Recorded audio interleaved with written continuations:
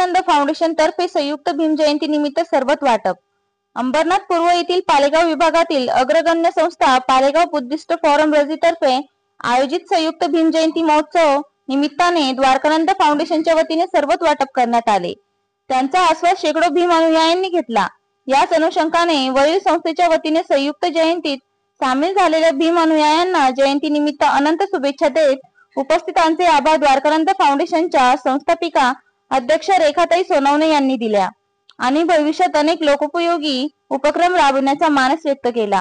सदर कार्यक्रमाला यशस्वी करण्यासाठी स्वाती सोनवणे, स्मिता भास्कर व अभिजित सोनवणे यांनी मोलाचा हातभार लावला। CNI महाराष्ट्र न्यूज उपसंपादक ठाणे अंबरनाथ।